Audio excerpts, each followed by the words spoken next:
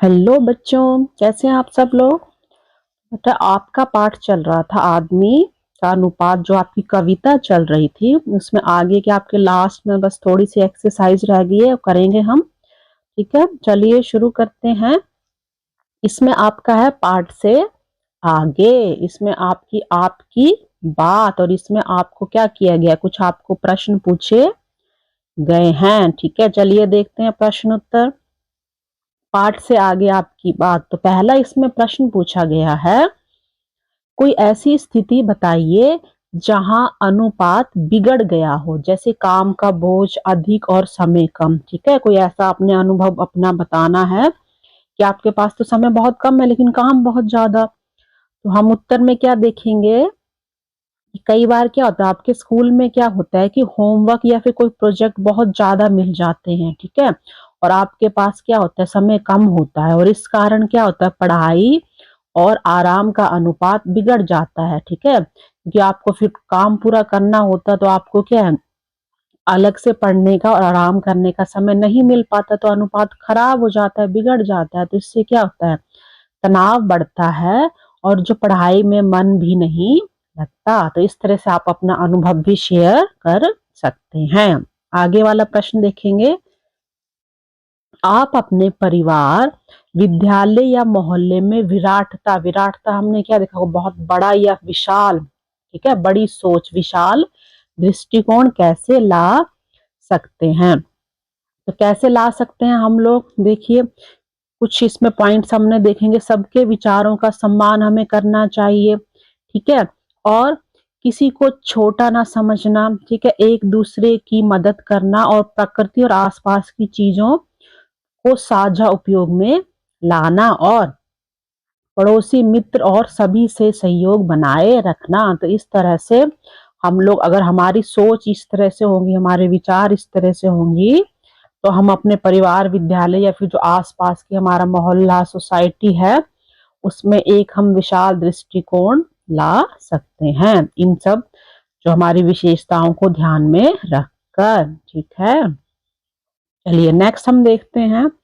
Next इसमें पूछा है करोड़ों में एक ही पृथ्वी। ठीक है, तो एक ही पृथ्वी है, एक पंक्ति को पढ़कर आपके मन में क्या भाव आता है, और आप इस अनोखी पृथ्वी को सुरक्षित रखने के लिए क्या क्या करेंगे। ठीक है, तो पृथ्वी बहुत अनोखी और अनमोल है। ठीक है, करोड़ों में एक कहा गया है ना, इसको करोड़ों में एक ही है।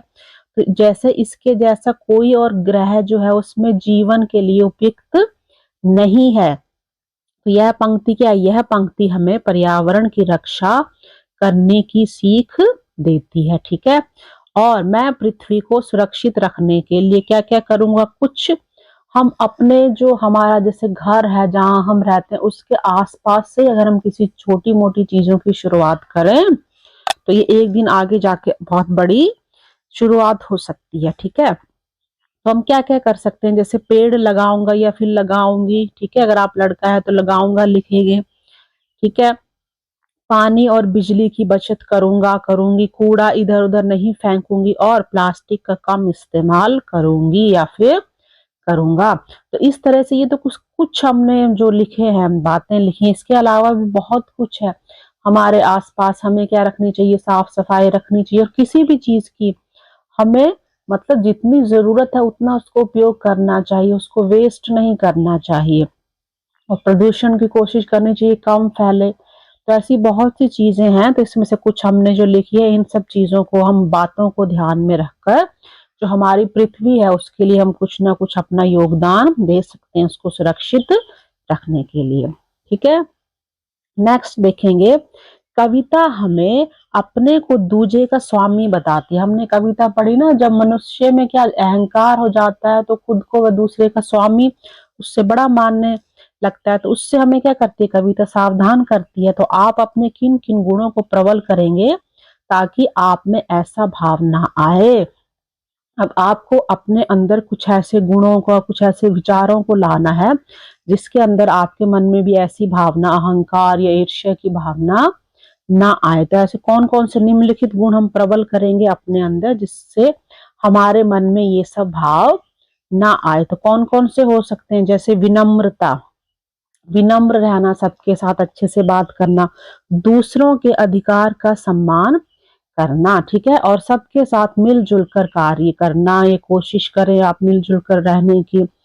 अहंकार से दूर रहना, आपको किसी भी चीज का अहंकार नहीं करना है, और अपने अंदर और किस भावना का विकास करना है, सहानुभूति और सहयोग की भावना जो है उसको विकसित करना है। तो इस तरह हम इन कुछ बातों का ध्यान रखकर अपने अंदर अहंकार की भावना को हम लोग कम कर सकते हैं, ठीक है। नेक्स्ट देखेंगे, आपके जीवन में ऐसी 3 दीवारों के विषय में सोचिए, और ठीक है, आप सोचिए या फिर हमें लिखनी तो है ही है, और आपने जो स्वयं खड़ी की हो, जैसे डर हो गया, संकोच आदि, और फिर उनके लिए आपने क्या करना है कि योजना बनानी है कि आपने ये दीवार अपने अंदर खड़ी की है इसको आप कैसे तोड़ेंगे। और उसके अलावा जो हमारा समाज है, क्या उसमें भी ऐसी दीवारें होती हैं, उन्हें गिराने में हम कैसे सहायता कर सकते हैं, ठीक है। सबसे पहले हम लिखेंगे, जैसे लिखा है मेरी दीवार है और उन्हें तोड़ने की योजना। आपके अंदर कोई अहंकार है, डर है, संकोच है या फिर गुस्सा है, ठीक है, तो इस तरह की जो भावनाएं हैं आप उनको, जिन्होंने क्या है आपके अंदर एक दीवार बना दी है, तो आप उसको कैसे तोड़ेंगे, ठीक है। जैसे हमने लिखा है नंबर 1 संकोच, ठीक है, संकोच करना, तो संकोच हो रहा है तो हमने क्या करना है, अपना आत्मविश्वास बढ़ाना है। आत्मविश्वास बढ़ाऊंगी और सबके सामने बोलने का अभ्यास करूंगी, अभ्यास प्रैक्टिस करूंगी, मतलब हमें किसी चीज को बोलने में संकोच होता है, झिझक होती है, तो हमें क्या उसको बोलने की प्रैक्टिस अभ्यास करना है, ठीक है। फिर हो गया डर। अब डर क्या है, नए जो काम है, अगर आपको नए जो किसी काम को आप शुरू करो तो आपको क्या हिम्मत से करना है, उसको हिम्मत से करने का प्रयास करूंगी या फिर करूंगा, ठीक है। अगर आप किसी काम से आपको डर लगता है तो आपको काम जरूर करना चाहिए, क्योंकि आप उस काम को करोगे तभी तो आपको पता चलेगा और तभी आपको हिम्मत आएगी आप उस काम को कर सकते हो या नहीं, ठीक है। टाइम हो सकता है किसी जो काम को करने में आपको ज्यादा समय लगे, तो धीरे धीरे जब आप हम करते हैं तो हमें धीरे धीरे प्रैक्टिस हो जाती है, ठीक है। जैसे आप लोग वो सुनते हैं ऐड, कौन सा है, डर के आगे ही जीत है, ठीक है, इस तरह से आप लोग ऐड भी देखते होंगे, ठीक है। चलिए, अब हो गया आपका गुस्सा, ठीक है, गुस्सा हो गया तो गुस्से के लिए हमने क्या करना है, धैर्य रखना है और शांति से काम लेना है, ठीक है। आप ध्यान से सोचेंगे, शांति से सोचेंगे तो आपको गुस्सा नहीं आएगा। गुस्सा आना है तो आपने रुक जाना है, किसी को कुछ नहीं बोलना है, आप शांत हो जाओ, चुप हो जाओ, ठीक है, थोड़ी देर में खुद ही अपने आप आपका गुस्सा शांत हो जाएगा, ठीक है। इस तरह से हमने 3 आपके लिए लिखे हैं। बाकी इसके अलावा और कई चीजें हो सकती हैं, जो आपको अहंकार है, ईर्ष्या हो रही है, तो आप वो भी लिख सकते हैं, ठीक है। और इसके अलावा अब समाज के लिए पूछा है, तो समाज में भी तो ऐसी कई दीवारें हैं, जैसे जाति, धर्म, भाषा या फिर अमीरी गरीबी की। तो इन दीवारों को गिराने के लिए हम क्या कर सकते हैं, हमें समाज में सभी को शिक्षित करना होगा, ठीक है। हम ये बात पहले से भी कहते आए हैं, ठीक है, फिर भी अभी तक हमारा जो पूरा समाज है, जो हमारा शहर है, गांव हो गए, ठीक है, हमारा जो देश है, उसमें सभी लोग अभी पूरी तरह से शिक्षित नहीं होंगे। जब सबको ज्ञान होगा तो ये जो दीवारें हैं ये अपने आप ही हट जाएंगी, और इसके साथ हमें सबके साथ क्या समान व्यवहार अपनाना होगा, तभी ये जो दीवारें हैं ये हट सकती हैं, ठीक है। चलिए आगे आते हैं। आगे आपका प्रश्न है, इसमें आपको दिया गया है संख्यातीत संख, ठीक है। इसमें आपको क्या दी गई है, जो हमने कविता की पंक्ति एक पढ़ी है, संख्यातीत संख सी दीवारें उठाता है, ठीक है। संख्यातीत संख मतलब इतनी असंख्य जिनको हम गिनने में बहुत मुश्किल है, ठीक है। तो इसी तरह से जो शंख का अर्थ होता है 100 पदम की संख्या, ठीक है, 100। अब हम देखते हैं, हमें नीचे टेबल दी गई है, तालिका, ठीक है। तो ये जो भारतीय संख्या प्रणाली की एक हमें तालिका दी गई है, इसमें बताया गया है, ठीक है। हालांकि इसमें जो शुरू के जो हम नंबर्स हैं, जैसे हजार, लाख, करोड़, ये तो हम जनरली यूज करते हैं, पढ़ते हैं, लेकिन जो आगे की जो संख्याएं जो बढ़ती जाती हैं उनका प्रयोग थोड़ा कम हो जाता है, बहुत कम होता है, लेकिन ऐसे जनरली डेली यूज उसमें नहीं होता है। ठीक है, चलिए इसमें आपको क्या दिया गया है, जैसे सबसे पहले आपको भी हिंदी में दी गई है आपको। ठीक है, आप उसमें आप वन इंग्लिश में पढ़ते हैं ना, मैथ्स वगैरह जो भी आपका वन, टेंस, 100, 1000, ठीक है, इस तरह से आप पढ़ते हैं। ठीक है, तो इसमें आपका जो वंस हो जाएगा, जो आपका क्या है, एक मतलब इकाई, यानी कि 10 की पावर 0 हो गया। ठीक है, इकाई के बाद क्या आ गया आपका, एक के बाद 10, फिर 100, ठीक है, फिर सहस्त्र हो जाता है 1000 आपका। तो 10 आपका हो गया 10 की पावर 1, 100 हो गया सैकड़ा, हम बोलते हैं ना हिंदी में इकाई, दहाई, सैकड़ा, हजार, 10,000, लाख, 10 लाख, करोड़, 10 करोड़, फिर अरब आ जाता है, फिर 10 अरब, खरब। तो ये हम हिंदी में ऐसे बढ़ते हैं। ठीक है, सहस्त्र हो गया 1000, 10 की पावर हिंदी में बोलते हैं। चलिए 10 की पावर 3 होगी, 10,000 में 10 की पावर 4, मतलब ये हमने इसको बढ़ते हुए, आपके जो असेंडिंग ऑर्डर होता है, बढ़ते हुए क्रम में हमने लिखा हुआ है। लाख में आपके हो गए 10 की पावर कितना हो गया, 10 टू पावर 5 हो गया, 10 लाख हो गया, करोड़ हो गया। ठीक है, करोड़ के बाद आपका 10 करोड़ हो गया। ठीक है, 10 करोड़ के बाद अरब हो गया, अरब में आपके 10 की पावर 9 होगी, 10 अरब आता है उसके बाद। ठीक है, 10 टू पावर 10 हो गया, फिर खरब आ गया। इट मीन्स कि 10 की पावर जिसे हम पढ़ रहे हैं, 10 की पावर मतलब 10 में कितने जीरो आगे लगेंगे। जैसे खरब में हो गया 11 है, तो आप काउंट करिए 3, 4, 5, 6, 7, 8, 9, 10, 11। इट मीन्स कि जो 10 की पावर है उसमें 11 कितने हमारे जीरो आ रहे हैं। ठीक है, 10 खरब हो गया, 10 की पावर 12 होगी। अब खरब, अरब, खरब तो हमने जनरली सुना ही होता है। उसके आगे जो बढ़ती संख्या है वो हो जाता है नील। ठीक है, 10 की पावर 13, फिर 10 नील आएगा, और 10 नील के बाद आ जाता है पदम। पदम में होती है 10 की पावर 15, फिर 10 पदम, 10 की पावर 16, और उसके बाद क्या आ जाता है, उसके बाद आ जाता है शंख शुरू हो जाता है, जिसमें जो शंख होता है 10 की पावर 17 होती है, फिर 10 शंख होता है 10 की पावर 18, और महाशंख लास्ट में हम देख रहे हैं, महाशंख में हो जाता है 10 की पावर 19। तो हमने इकाई से शुरू किया था, इकाई मतलब एक, जो 10 की पावर 0 होगी, सबसे छोटा जो नंबर 1 हो गया 10, ठीक है, इकाई, और जो सबसे बड़ा हो गया वो हो गया हमारा महाशंख, जिसमें है 10 की पावर 19। इस तरह से आप ये जो चार्ट है इसको आप दोबारा भी देख सकते हैं, थोड़ा आप एक बार इसको रिवाइज करिए, पढ़िए, ताकि आपको अच्छे से समझ भी आ जाए और याद भी हो जाए। अब इससे जुड़े हुए आपके कुछ प्रश्न आपसे पूछे गए हैं, जो आप टेबल में देख के भी देख सकते हैं। ठीक है, पहला हम देखेंगे, इसमें पूछा है कि जिस संख्या में 15 शून्य होते हैं उसे क्या कहते हैं। यानी कि 10 की पावर 15 है तो उसको क्या कहते हैं, पदम कहते हैं। आप चार्ट में जाकर देखिए, ये आपका आ गया 10 की पावर 15, ये हमारा हो गया पदम। ठीक है, चलिए तो हमारा पहले का उत्तर हो गया। इसमें अब आप एक चीज देखेंगे, जैसे पदम हमने लिखा है तो कई बार इसमें जो मात्राएं हैं पहले कुछ और लिखी जाती थी, अब समय के साथ जो थोड़ी सी मात्राओं में चेंज आ जाता है, कई बार प्रिंट करने में, टाइपिंग में भी थोड़ा सा चेंज हो जाता है। ठीक है, चलिए पदम हो गया 10 की पावर 15। अब पूछा है महाशंख में कितने शून्य होते हैं। सबसे लास्ट में हमने देखा था महाशंख, तो उसमें होते हैं 19, 19 शून्य, शून्य मतलब 0, उसमें कितने हो गए, 0, 19 0 हो गए उसमें। ठीक है, सबसे लास्ट में। और नेक्स्ट प्रश्न आपका, 1 लाख में कितने हजार होते हैं। पहले हमने 1 लाख लिख लिया, ठीक है, इकाई, दहाई, सैकड़ा, हजार, 10,000, लाख, ठीक है, और 1,000, 30 उसमें। तो हम क्या करेंगे, उसमें निकालने के लिए 1000 से 1 लाख को हम क्या करेंगे, डिवाइड करेंगे, और आंसर आ जाएगा हमारा 100। तो इट मीन्स 1 लाख में 100,000 होते हैं। ठीक है, 100 आप ऐसे भी लिख सकते हैं, पढ़ने में आपको इजी रहेगा।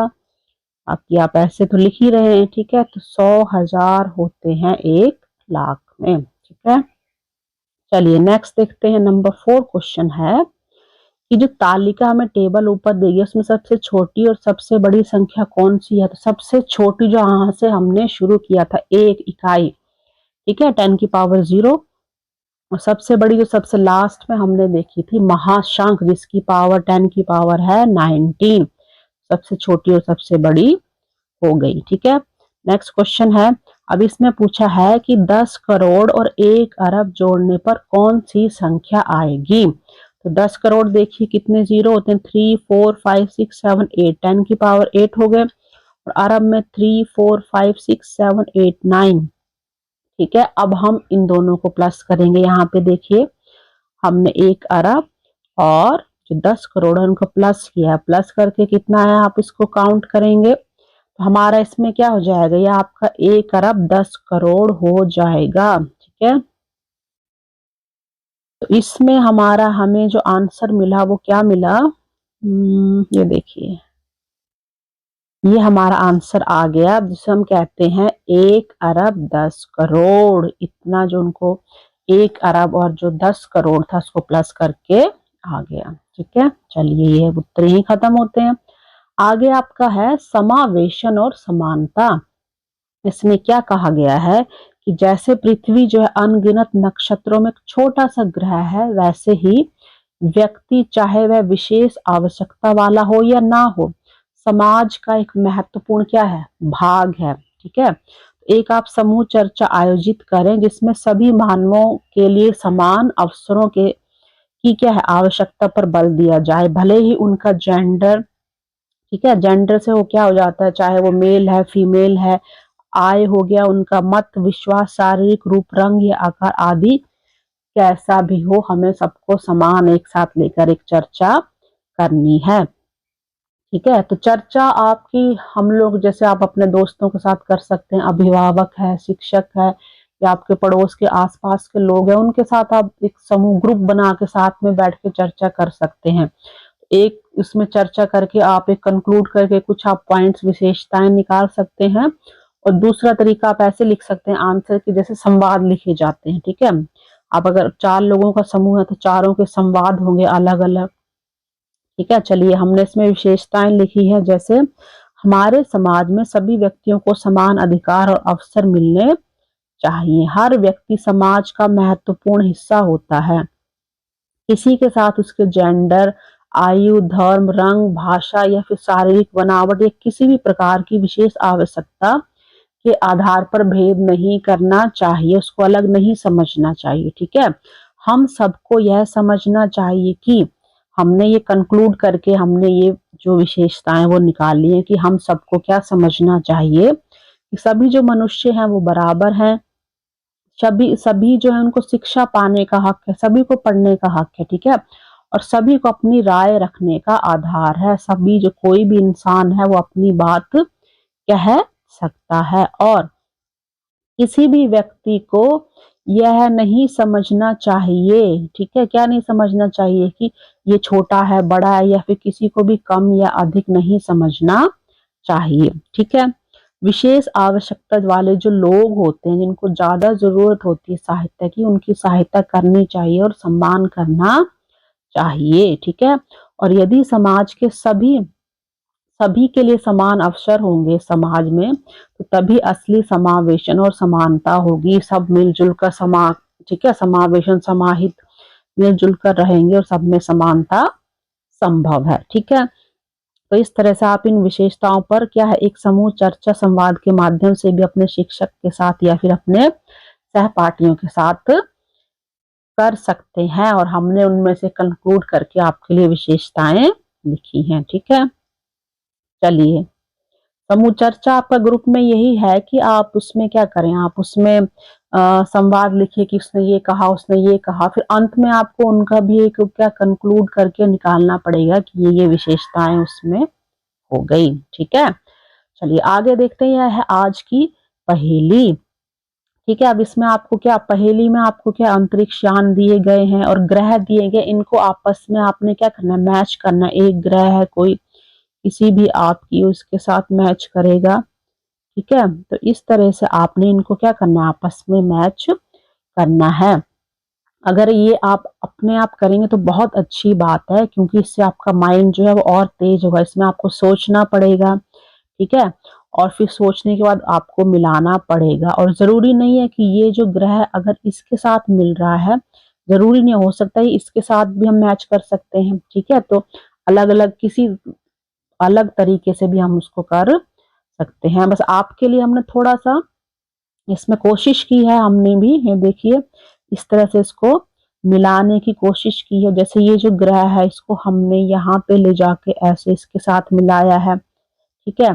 फिर ये हमने इसको यहाँ से कितने टेढ़े मेढ़े रास्तों से होकर गुजरते हुए इसको यहाँ से हमने, हो सकता है ये किसी दूसरे के साथ मिल रहा हो, ठीक है। इस तरह से आप ये बस आप इसको देख सकते हैं, आइडिया ले सकते हैं, और बाकी आप इसको अलग तरीके से भी इन सबका मिलान कर सकते हैं, ठीक है।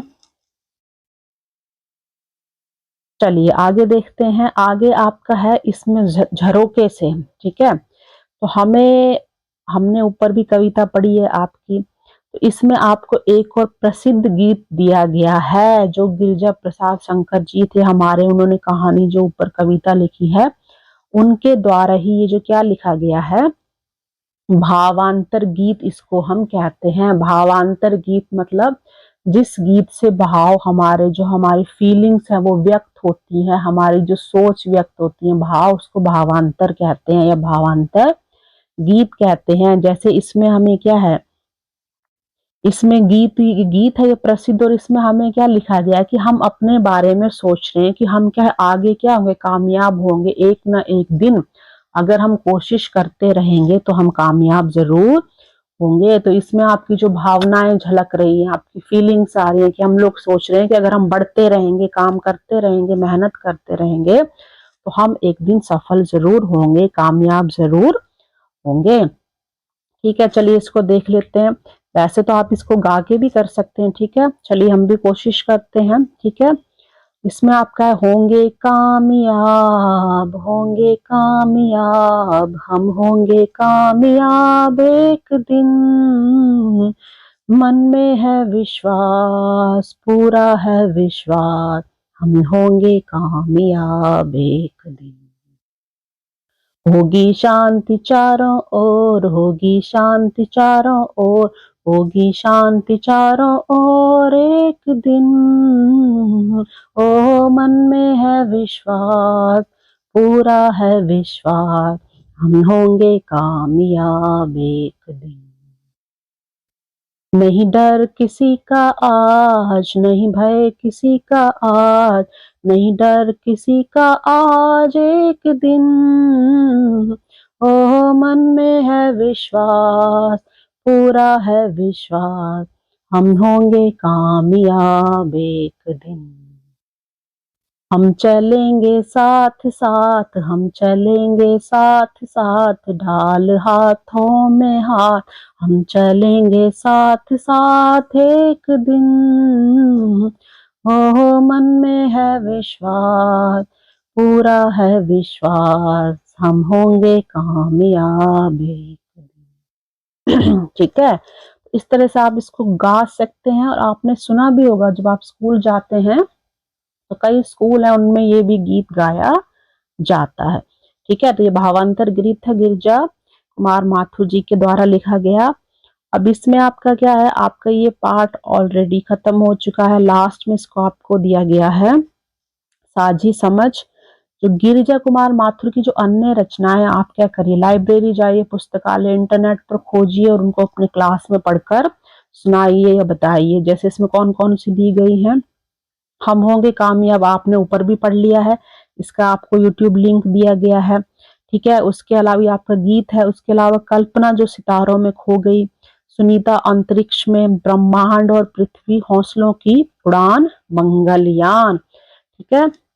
इस तरह से आप इनको जाके, लिंक आपको दिए गए हैं, आप इनको यूट्यूब पे सर्च कीजिए, इंटरनेट पर सर्च कीजिए, उनको पढ़िए और उनके राइटर के बारे में ज्यादा से ज्यादा जानने की कोशिश करिए, ठीक है बच्चे। तो ये आपका पार्ट यहीं पे खत्म होता है, ठीक है। आगे आपका लास्ट चैप्टर बच रहा है, वो हम नेक्स्ट स्टार्ट करेंगे, ठीक है। चलिए, वीडियो अच्छा लग रहा है तो इसको लाइक शेयर करिए, चैनल को सब्सक्राइब जरूर करिए, ठीक है। Thank you very much.